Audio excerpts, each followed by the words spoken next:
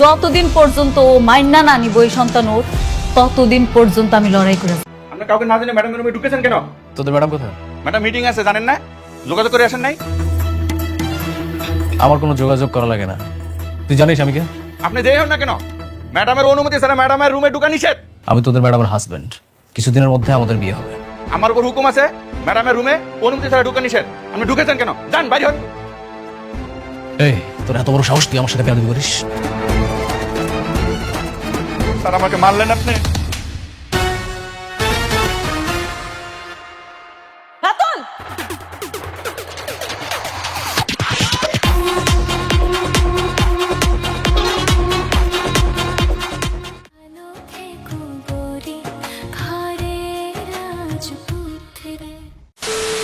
বিসমিল্লাহির রহমানির রাহিম। কেমন আছেন সবাই? আমি আশা রাখি আল্লাহর দয়ায় আপনারা প্রত্যেকে ভালো আছেন, পরিবার নিয়ে সুখে আছেন। আজকে আমি আপনাদের কাছে একটা বিশেষ প্রশ্ন দিয়ে শুরু করতে চাই। বলুন তো, একটা মানুষ যখন সব দিক থেকে একা হয়ে যায়, যখন বিশ্বাসের মানুষগুলো পিঠে ছুরি মারে, যখন প্রমাণ ছাড়া কেউ কথা শোনে না, তখন সে কি করে? ভেঙে পড়ে নাকি আরও শক্ত হয়ে ওঠে? এই প্রশ্নটার উত্তর লুকিয়ে আছে আমাদের আজকের গল্পে। গরিবের ঘরের রাজপুত্র নাটকের ২৩তম পর্ব শেষ হওয়ার পর থেকে একটাই কথা মাথায় ঘুরছে, এর পর কি? অনেকের জীবনে কোন ঝড় আসছে? বৃষ্টির সেই না বলা কথাটা কি একদিন বেরিয়ে পড়বে? আর রাতুলের মতো একজন মানুষ, যে নিজেকে সবার চেয়ে চালাক ভাবছে, সে কি শেষ পর্যন্ত পার পেয়ে যাবে?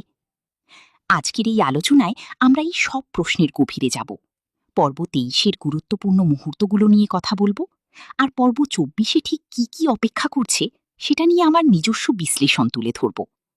তাহলে শুরু করা যাক। বন্ধুরা, পর্ব ২৩ দেখার পর মনটা কেমন যেন অস্থির হয়ে গেছে। কারণ এই পর্বে একটার পর একটা এমন ঘটনা ঘটেছে যেগুলো গল্পের পুরো গতিপথ বদলে দিয়েছে। চলুন একটা একটা করে দেখি।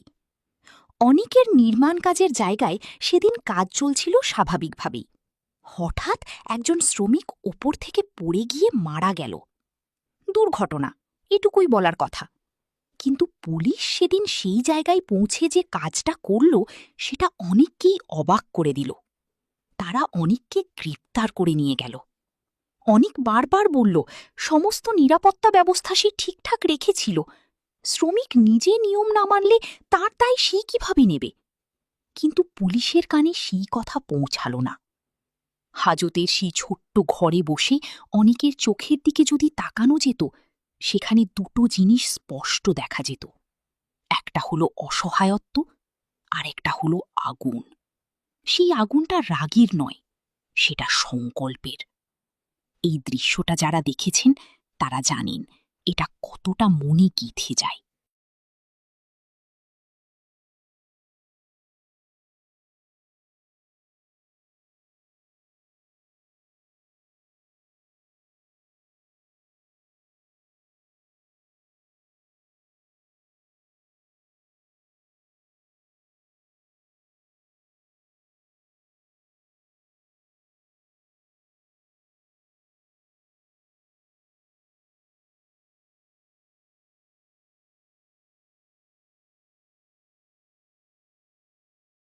অনেকের গ্রেপ্তারের খবর পেয়ে বৃষ্টি যে অবস্থায় পড়ল, সেটা দেখে যে কারো বুক ভারী হয়ে যাবে।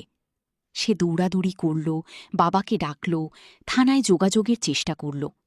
কাঁদতে কাঁদতে বলল, পুলিশ যদি আগের মতো অনেককে কষ্ট দেয় তাহলে সে সহ্য করতে পারবে না। বৃষ্টির বাবা থানায় ফোন করলেন, কিন্তু অপাশ থেকে জানানো হল শালিমা বিল্ডার্স গ্রুপের একজন ঊর্ধ্বতন কর্মকর্তা অনেককে ছেড়ে না দিতে বলেছেন। এই খবরটা পেয়ে বৃষ্টির বাবা মেয়েকে বললেন, মেঘলা ইচ্ছে করে এটা করিয়েছে।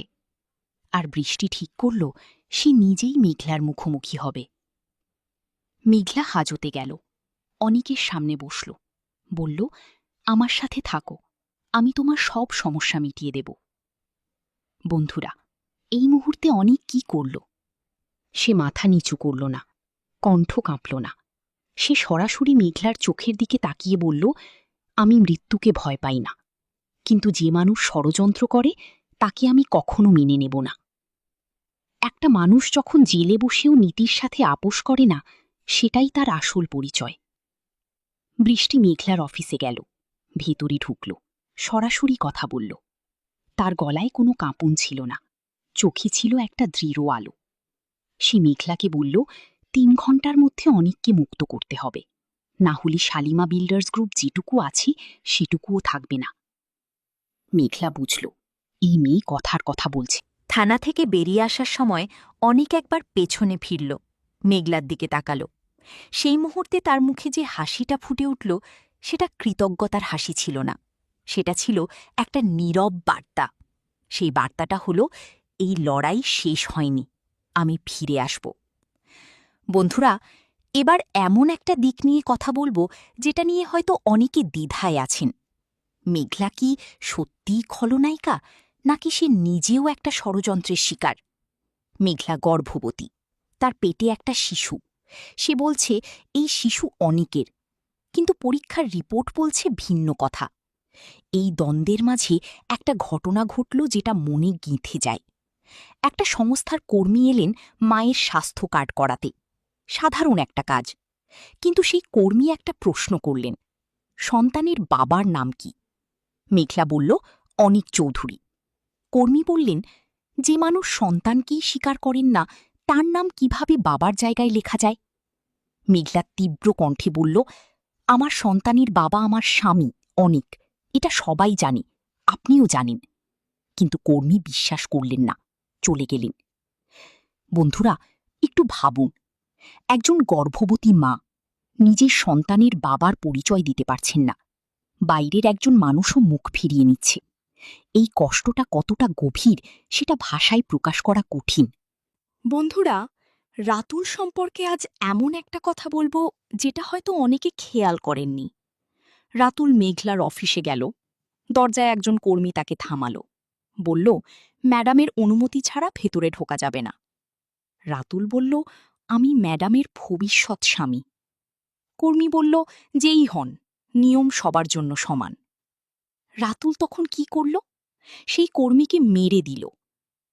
বন্ধুরা, এই একটা কাজই রাতুলের পুরো চরিত্র খুলে দিয়েছে। যে মানুষের সত্যিকারের শক্তি আছে, সে একজন সাধারণ কর্মীকে মারে না, কারণ তার মারার দরকার হয় না। কিন্তু রাতুল মারল, কারণ ভেতরে ভেতরে সে জানে সে আসলে কিছুই না, তার ক্ষমতা নেই, আছে শুধু দাপট দেখানোর অভ্যাস। আর এই অভ্যাসটাই তার পতনের পথ তৈরি করছে। মেঘলা এই ঘটনা জানবে, আর জানলে সে রাতুলকে কতটা বিশ্বাস করবে সেটা নিয়েও ভাবার আছে। বন্ধুরা, এবার এমন একটা বিষয় বলবো যেটা শুনলে হয়তো বৃষ্টির জন্য মনে একটু মায়া জন্মাবে। বৃষ্টি হয়তো কোনোদিন মা হতে পারবে না। 4 বছর আগে একটা দুর্ঘটনায় তার শরীরে এমন কিছু হয়েছিল, চিকিৎসক বলেছিলেন সন্তান ধারণ হয়তো সম্ভব হবে না। এই কথাটা সে তখন থেকে বুকের মধ্যে আগলে রেখেছে, অনিককে বলতে পারেনি।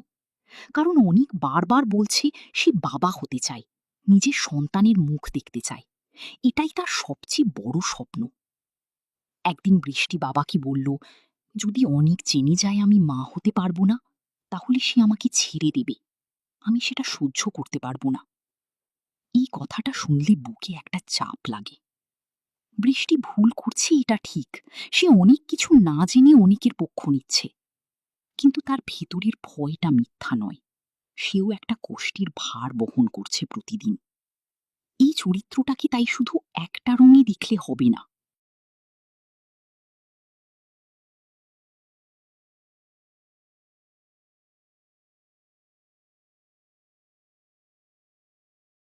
বন্ধুরা, এখন আসছে সেই অংশ যেটার জন্য আপনারা অপেক্ষা করছিলেন। আমি সরাসরি গল্পের ভেতরে কোনো কিছু দেখিনি, এগুলো সম্পূর্ণ আমার নিজস্ব বিশ্লেষণ।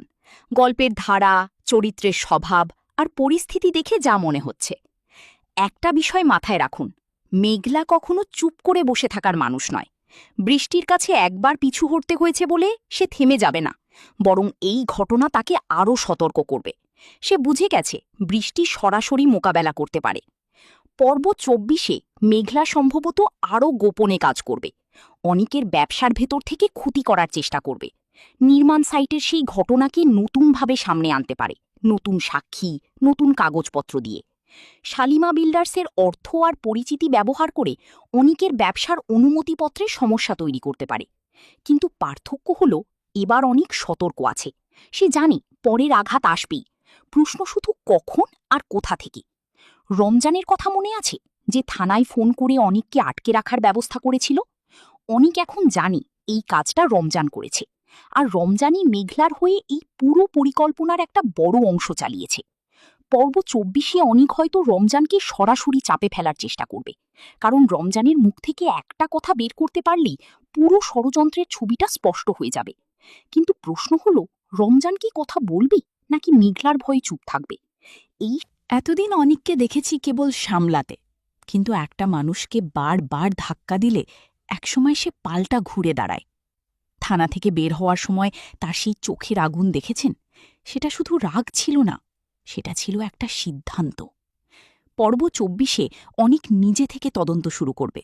সে খুঁজে বের করতে চাইবে সেই শ্রমিকের মৃত্যুর পেছনে আসলে কি ছিল, কাকতালীয় ছিল নাকি পরিকল্পিত। এবারের লড়াইয়ে অনিক আর পেছনে নেই, সে এগিয়ে আসছে। অনিক সন্তানের স্বপ্ন দেখছে, বৃষ্টিও চায় সেই স্বপ্ন পূরণ হোক। পর্ব 24-এ হয়তো বৃষ্টির ব্যাপারে কিছু ইঙ্গিত আসবে, হয়তো সরাসরি ঘোষণা হবে না, কিন্তু গল্পে এমন কিছু মুহূর্ত থাকবে যা দর্শকদের মনে একটা আশার আলো জ্বেলে দেবে। কিন্তু সতর্কতাও আছে, যদি সত্যি সেই খবর আসে তাহলে মেঘলার কাছে এটা সবচেয়ে বড় চ্যালেঞ্জ হয়ে উঠবে, কারণ তখন অনিকের জীবনে বৃষ্টির জায়গাটা আরও পাকাপাকি হয়ে যাবে, আর মেঘলা সেটা হতে দেবে না যে কোনো মূল্যে। এটাই হতে পারে পর্ব 24-এর সবচেয়ে ভয়ঙ্কর দিক। এই প্রশ্নটাই সবচেয়ে বড়। মেঘলা বলছে সন্তান অনিকের, রিপোর্ট বলছে উল্টো। এই দুটোর মধ্যে একটা মিথ্যা। পর্ব 24-এ হয়তো কেউ একজন প্রশ্ন তুলবে, এই রিপোর্টটা আসলে কতটা নির্ভরযোগ্য? কেউ কি এটা বদলে দিতে পারত? যদি সেই সুতোটা একবার টানা শুরু হয়, পুরো জালটাই এক এক। বন্ধুরা, এতক্ষণ অনেক কথা বললাম, এবার একটু থামি। এই গল্পটা আসলে শুধু একটা নাটকের গল্প না। এখানে আছে বিশ্বাস আর সন্দেহের লড়াই, আছে ভালোবাসা আর লোভের মুখোমুখি দাঁড়ানো, আছে একজন মায়ের একাকী লড়াই, আছে একজন মানুষের না ভেঙে দাঁড়িয়ে থাকার গল্প। পর্ব 24 হবে এই সব সুতোগুলো একসাথে টানার পর্ব। একদিকে মেঘলা আর রাতুলের নতুন পরিকল্পনা, অন্যদিকে অনিকের জেগে ওঠা। একদিকে বৃষ্টির গোপন ভয়, অন্যদিকে নতুন জীবনের ইঙ্গিত। একদিকে ডিএনএ রিপোর্টের রহস্য, অন্যদিকে সত্যের ধীরে ধীরে আলোর দিকে আসা। এই গল্প এখন এমন একটা জায়গায় এসেছে যেখান থেকে ফেরার পথ নেই। হয় সত্য জিতবে, নয়তো ষড়যন্ত্র। আমি বিশ্বাস করি শেষটা সুন্দর হবে। বন্ধুরা, আজকের আলোচনা এখানেই শেষ করছি। যাওয়ার আগে আপনাদের কাছে কয়েকটা প্রশ্ন রেখে যাচ্ছি।